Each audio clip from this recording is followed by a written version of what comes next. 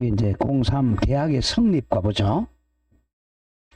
자, 이제 계약의 성립에서는 우리 시험 범위가 이제 매매, 교환, 임대차니까 매매, 교환, 임 똑같아요. 자, 계약의 성립. 자, 계약의 성립하는 모습이 세 가지예요. 자, 첫째. 자, 원칙은 첫째, 청약하고 성락이 합해져 가지고 일치해서 이게 이제 원칙이죠. 이걸 낙성계약이라고 그래. 낙성. 자, 성락으로 성립한다. 이게 원칙이고, 두 번째는 우리 교과서대로 하면 1, 2, 다음에 자, 둘 다 청약만 했어요. 청약. 갑도 청약, 을도 청약이야. 청약의 내용이 일치하는 걸 교차 청약이라 그래요. 다음 세 번째는 자, 청약은 했는데 성락은 안 했지만 일정한 사실 속에 성락이 포함되어 있는 걸 이걸 성락의 의사실현이라고 그래. 의사실현에 의한 계약서. 이 세 가지입니다. 여기 원칙, 예외 이렇게 돼요. 자, 그럼 먼저 동그라미 1번에 계약의 성립 요건으로 합의 같으면 합치입니다. 합의.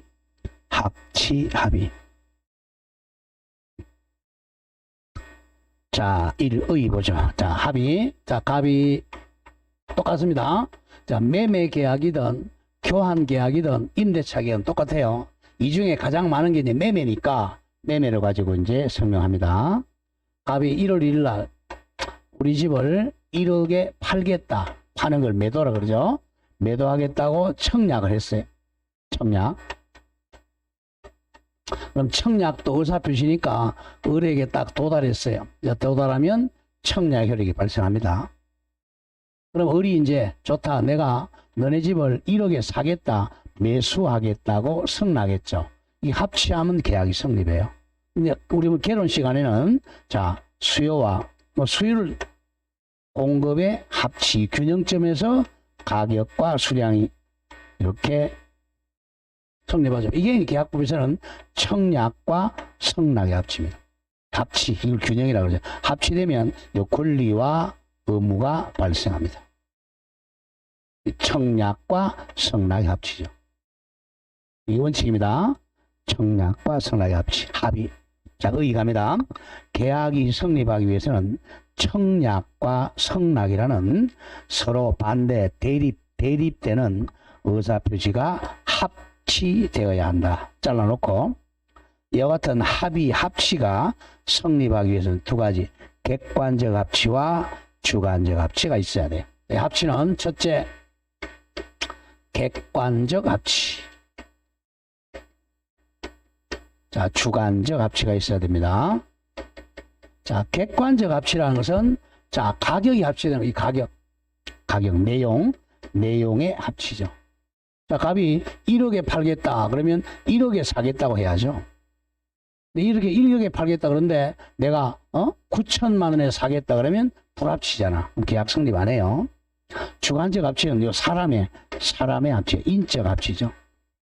자, 먼저 내려온다. 1. 객관적 합치는 내용의 합치입니다.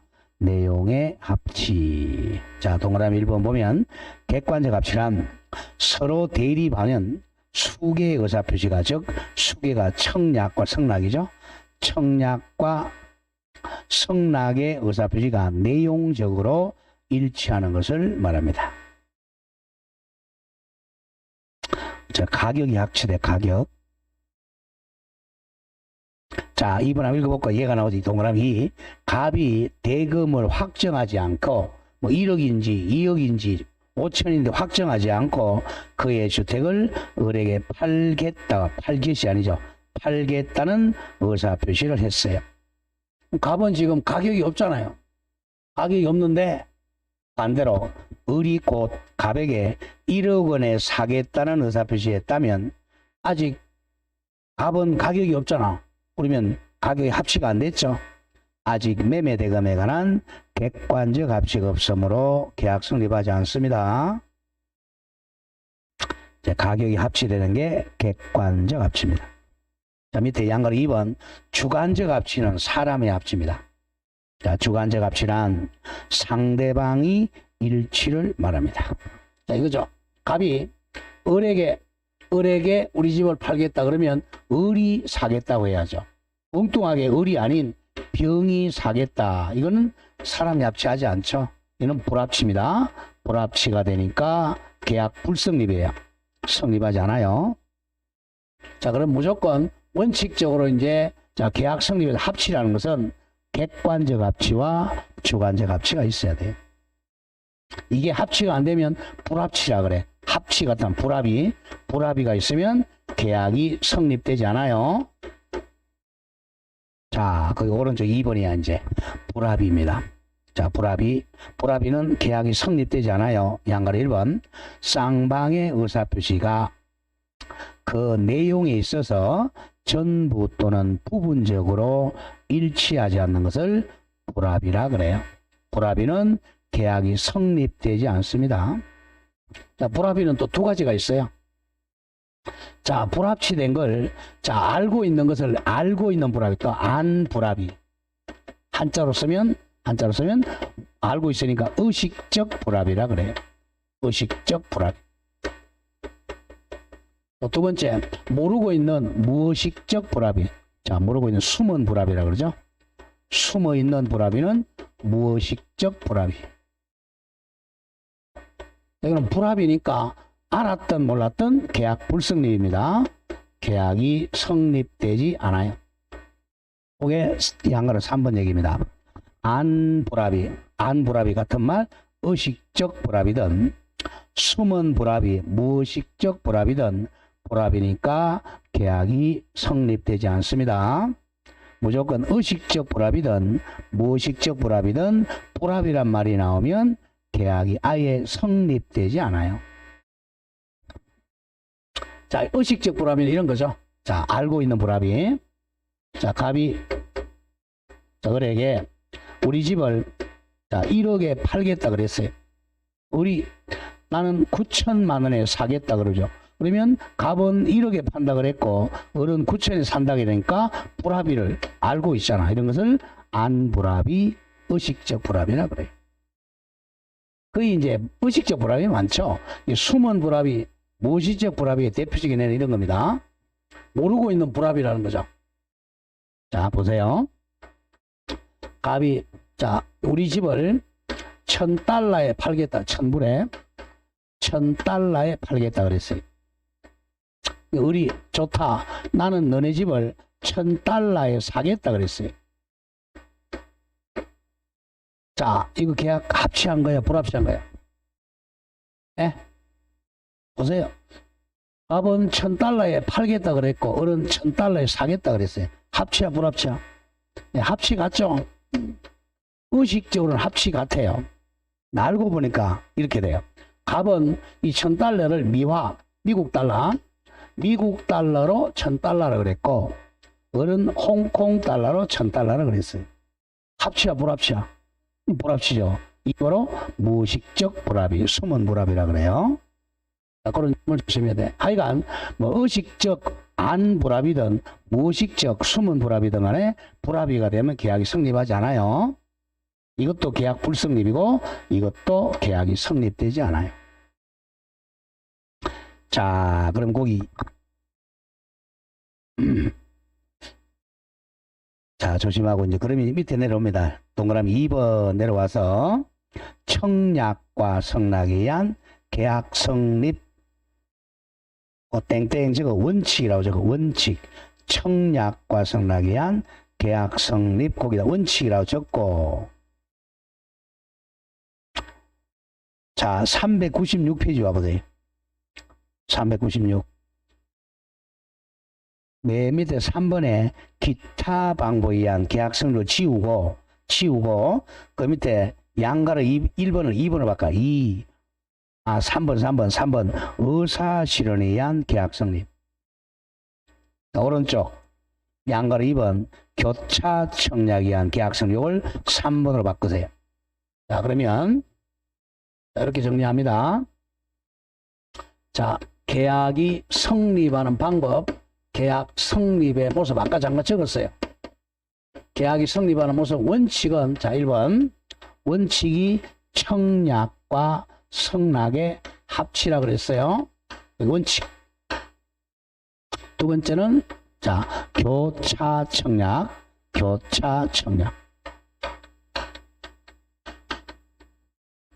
자, 세 번째는 자, 의사 실현입니다. 의사 실현에 의한 계약 성립. 자, 이게 이제 낙성 계약의 원칙이라는 거죠. 성락으로 성립은. 이 원칙 예외 이렇게 됩니다. 모든 계약은 요 세 가지 중 한 개가 있어야 성립해요. 청약과 성락의 합치, 교차 청약, 의사 실현입니다. 그럼 요거 이제 청약과 성락의 합치부터 먼저 갑니다. 자, 앞에 돌아와 보세요. 자, 돌아오면 391페이지에 이제 청약의 개념이 뭐냐? 자, 청약 하고 이제 성락을 배우러 갑니다. 자, 이거는 무슨 합치가 된다고 할까?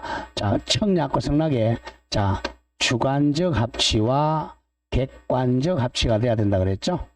주관적 합치와 객관적 합치로 성립하는 게 원칙입니다. 자, 먼저 청약의 개념 갑니다. 1. 청약의 의.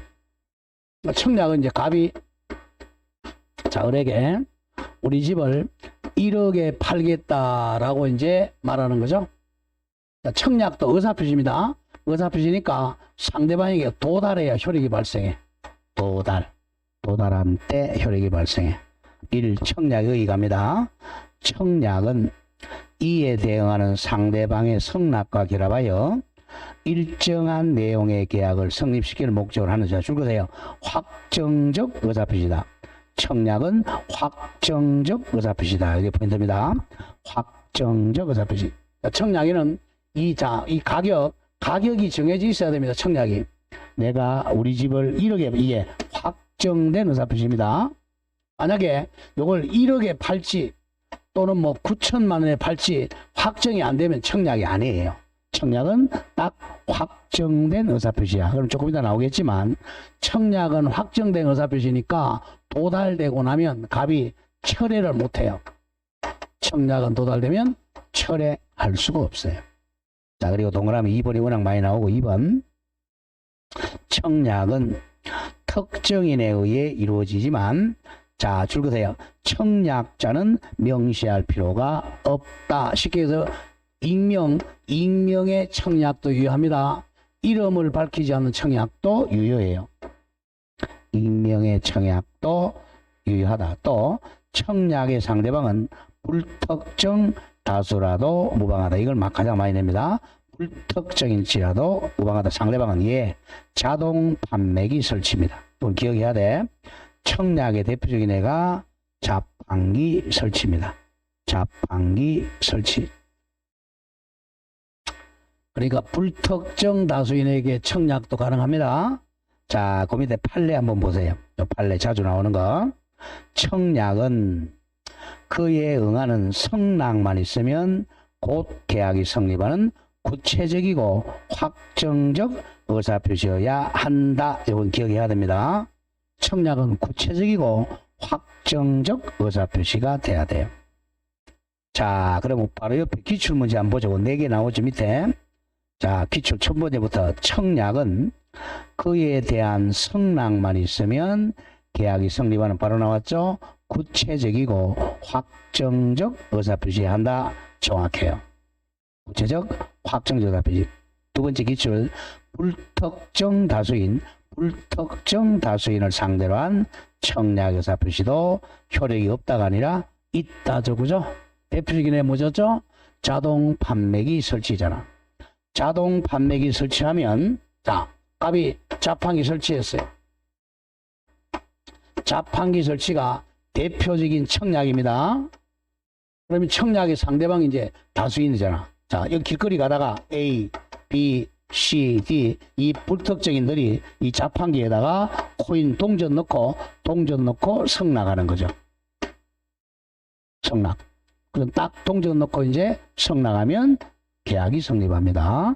청약의 상대방은 불특정 다수인도 가능하다. 대표적인 애가 자동 판매기 설치. 워낙 많이 출제해요.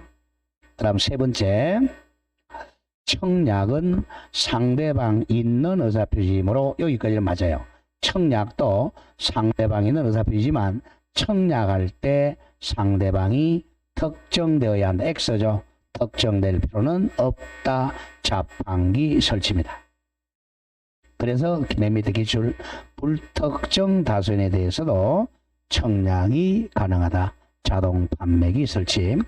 청약의 대표가 자판기 설치를 공부하세요. 자, 자판기가 나오면 자, 커피 자판기다. 그럼 자판기 사장이 누군지 모르잖아요. 그래서 익명의 청약도 가능하다. 상대방은 불특정 다수인도 가능하다. 자, 그럼 청약하고 좀 비슷한데 청약이 아닌 게 우리 청약의 유인이라는 게 있어. 청약하라고 꼬시는 거죠. 청약의 유인. 자, 청약의 유인은 가격이 안 정해져 있죠. 다음 장 넘겨보세요. 청약의 유인. 네, 근데 값이 광고래입니다. 이 광고 내는 게 대표적인 청약 유인이죠. 광고를 하죠. 그러면 광고를 내니까 광고에는 거의 가격이 안 정해져 있죠. 가격이 안 정해져 있으면 유인입니다. 그럼 유인을 당한 상대방이 이 광고 보고 청약하는 거죠. 자, 상대방이 청약을 하고 이 유인한 사람이 성낙해야 계약이 성립합니다. 이게 이제 청약의 유인입니다. 자, 다음 장 가보면 청약 유인은 동그라미 1번에 청약의 유인은 타인에게 자신에게 청약해 오도록 꼬시는 거 유인한 행위를 말합니다. 자, 청약 유인은 거의 가격이 안 정해져 있어요. 자, 밑에 동그라미 2번 줄 긋는다. 각종 광고야. 광고는 원칙적으로 청약의 유인입니다. 유인. 청약 유인이에요. 가격이 안 정해져 있어요. 자, 얘들 나오죠. 28회 구인 광고, 물품 판매 광고, 상품 목록 게시. 그 게시가 한자가 틀려서 상품 목록을 게시한다는 거죠. 남한테. 개가 아니고 상품 목록의 게시. 기차 시간표 게시 등이 광고입니다. 광고는 청약의 유인이에요. 그래서 동그라미 3번도 마찬가지. 계약 내용이 제시되지 않은 광고 또는 하도급 계약을 체결하려는 교섭 당사자가 견적서 제출하는 게. 자, 견적서도 확정된 가격이 아니잖아. 이런 것들은 모두 청약의 유인입니다. 유인. 자, 왼쪽에 그 기출 보세요. 기출. 아파트 분양 광고 줄거. 아파트 분양 광고는 평당 1,000만원대 이렇게 돼 있잖아. 그건 청약이 아니죠. 청약의 유인의 성질을 갖는 것이 보통이다. 일반적이다. 오, 정확해요. 두 번째 기출. 계약 내용이 제시되지 않은 광고도 청약이 아니라 청약의 유인이죠. 청약에 해당한다. X, 청약의 유인이다. 세 번째 기출.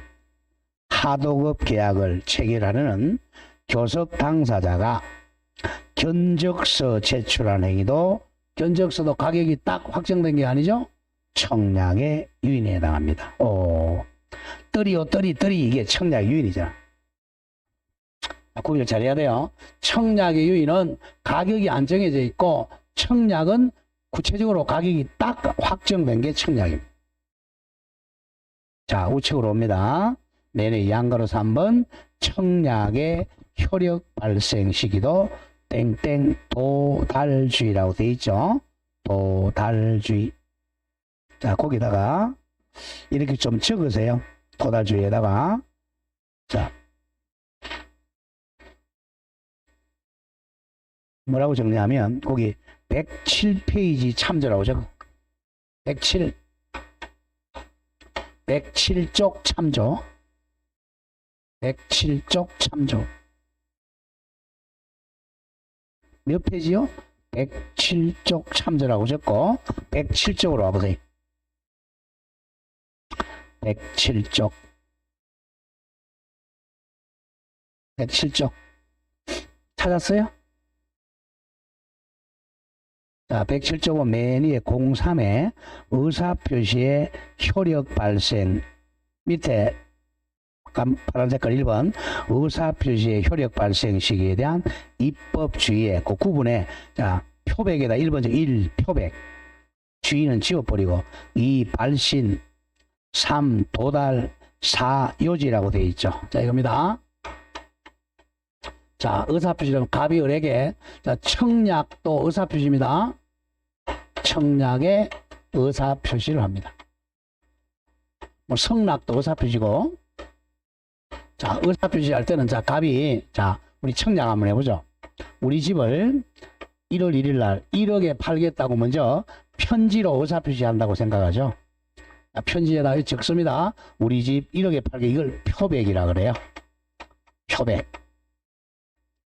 그럼 편지에다가 이제 우리 집 1억에 팔겠다. 그러면 이제 다음에 자 우체국에 가죠. 우체국에 가서 이 편지를 발송하잖아. 발송, 발신 또는 같은 말로 발송합니다. 그 다음 세 번째 자 집배원이 이제 이 편지를 가지고 을의 집에 가서 투입을 하죠. 을의 집에 이게 도달이죠. 도달 투입 도달 도달되면 을이 이제 이 편지를 읽어서 아 1억에 파는 거다. 내용을 알죠? 내용을 읽어보는 걸 요지라 그래. 요지 아는 것을 종료했다. 이렇게 4단계를 거쳐서 을에게 이 의사표시의 내용을 을이 알게 돼요. 자, 이 사람 말을 하는 사람을 표의자라 그럽니다. 의사를 표시하는 자. 이 을을 상대방이라 그래요. 이쪽에서 의사표시하는 이게 표의자고 상대방이죠. 그럼 이 4단계를 거쳐서 을이 이제 갑의 의사를 알 수 있단 말이야. 그럼 요 4가지 중에서 이 갑의 의사표시를 언제 효력이 발생하냐 이겁니다. 상대방에게 도달한 때 효력이 발생함. 이걸 효력 발생 시기라 그래요. 성낙도 마찬가지로 을이 표백, 발신, 도달, 요지해 가지고 도달한 때 효력 발생해. 그 밑에 2번 보세요. 우리 민법의 태도 도달주의 111조입니다. 의사표시에 줄거세요. 효력 발생 시기 제1항 요게 1월달에 배울 거야. 상대방 있는 의사표시 대표적인 청약, 성낙이라는 의사표시는 상대방의 동그라미 도달한 때 그 효력이 생긴다. 이걸 도달주의 원칙이라 그래. 상대방이 있는 의사표시는 도달한 때 효력이 생깁니다. 그러니까 청약도 도달한 때 효력이 발생하고 성낙도 도달한 때 효력이 발생해요.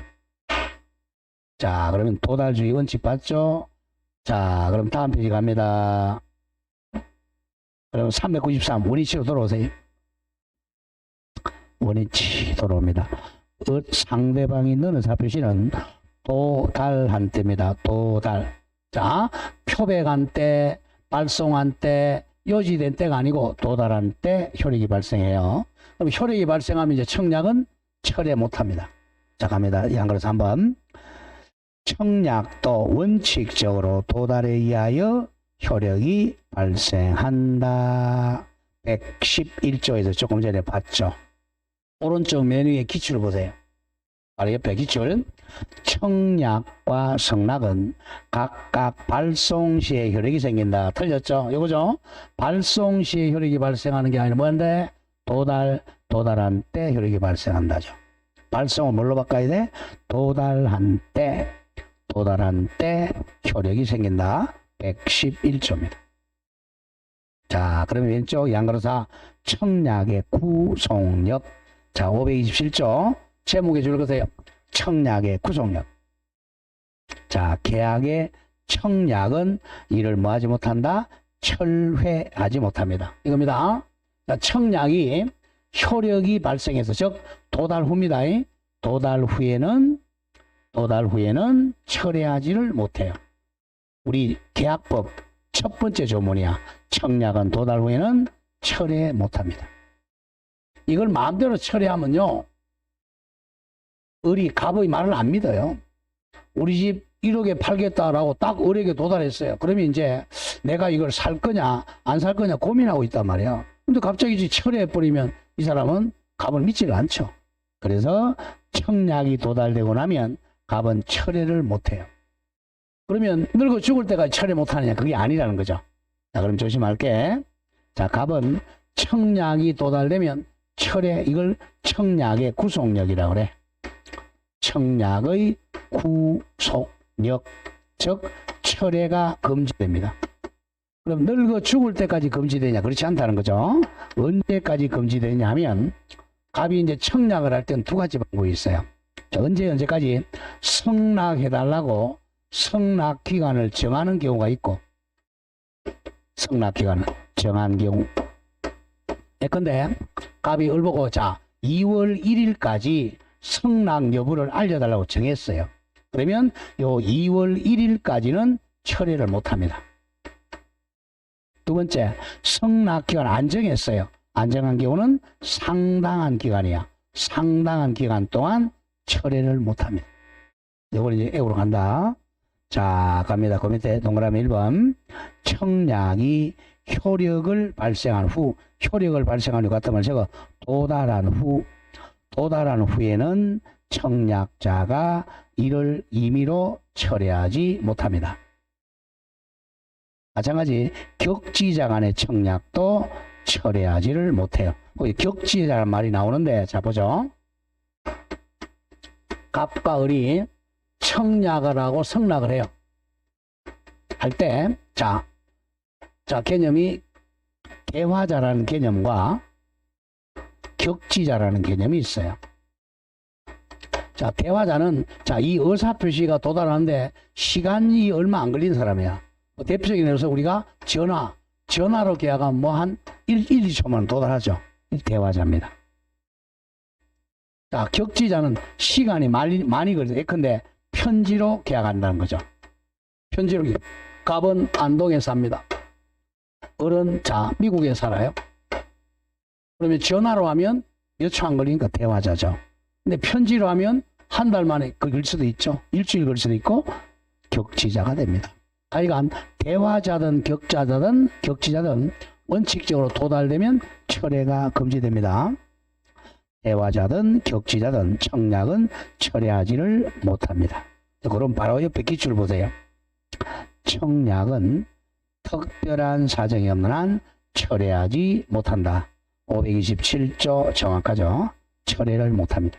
그리고 기출 마찬가지 격지자 간의 청약도 이를 자유롭게 철회할 있다가 아니라 없다가 돼야죠. 없다. 대화자든 격지자든 청약은 도달되면 원칙적으로 철회하지 못합니다. 이걸 청약의 구속력이라 그래요. 자, 양가로운 청약의 실질적으로 즉 성락적격입니다. 성락적격. 같은 말 적으세요. 성락적격은 같은 말 이퀄 성락적격 이퀄 청약의 존속기간입니다. 청약의 존속기간하고 성락할 수 있는 성락적격은 같습니다. 청약의 존속기간하고 성락적격은 같은 말이야. 자, 의의에서 두 번째 줄 한 거부터 뒤에 두 번째 줄 맨 뒤에 성락은 청약의 효력이 있는 동안 이퀄 청약의 존속 기간 동안 하지 않으면 계약이 성립할 수 없으므로 줄 거세요. 성락적격은 청약의 존속 기간과 같은 의미입니다. 이걸 외워야 되는 이걸 이런 얘기예요. 설명을 하고 가보죠.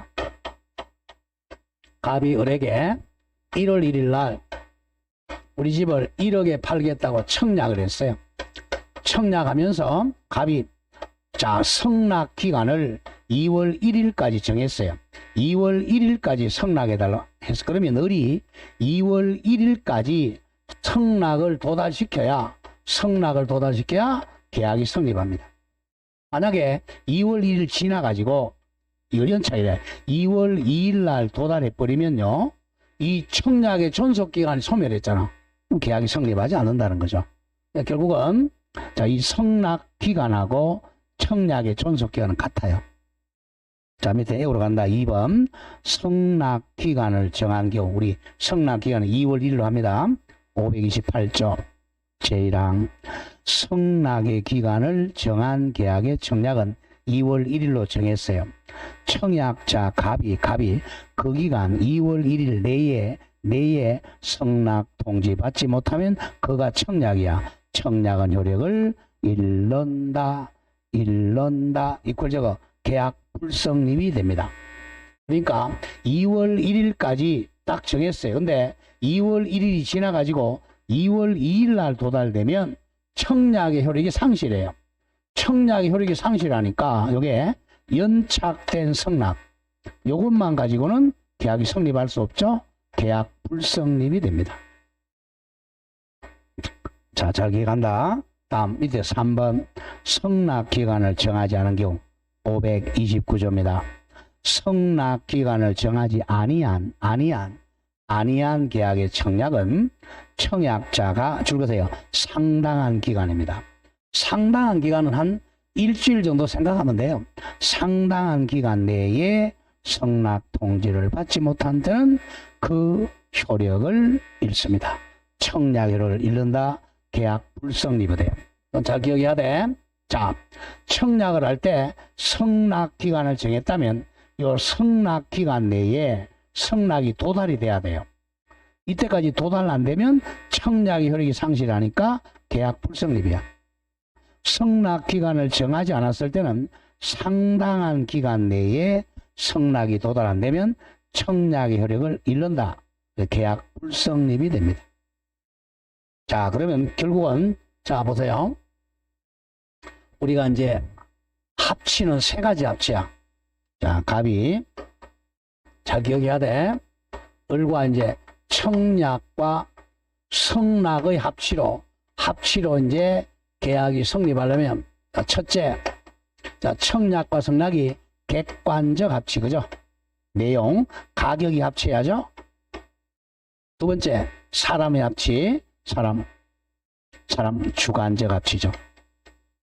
사람 인적 합치. 그리고 세 번째, 지금 나오는 시간적 합치가 있어야 돼. 시간적 합치. 자, 시간적 합치는 조심해야 됩니다. 성납 기간을 정했다면 이 기간 2월 1일까지 성납이 도달되어야 성립합니다. 성납 기간 안 정했다면 상당한 기간 내에 도달해야 계약 성립해. 이 세 가지 중에서 한 개라도 합치가 안 되면 불합치가 되면 계약 성립하지 않아요. 불성립이 됩니다. 계약이 성립되지 않아요. 자, 그럼 오른쪽에 이거 기출 문제 두 개 보죠. 어떻게 나왔는가? 기출. 성납 기간을 정한이죠. 정한 계약의 청약은 2월 1일까지 정했어요. 청약자가 그 기간 2월 1일 내에 성납 통지를 받지 못한 때는 원칙적으로 그 효력을 잃는다. 정확하죠? 청약의 효력을 잃었으니까 계약 불성립입니다. 자, 바로 밑에 기출을 또 보죠. 성납 기간을 정하지 않은 청약. 기간 안 정했어요. 그럼 상당한 기간 나와야죠. 상당한 기간 내에 성납 통지를 받지 못한 때는 그 청약 효력을 잃는다. 정확하죠? 법 조문은 암기가 돼야 돼요. 자, 여기까지가 청약입니다. 다음 장 넘기면 뭐가 나와요? 이제 성납이 나오죠. 네, 성납은 조금 쉬었다 하도록 하죠. 성납은 조금 쉬었다 하겠습니다.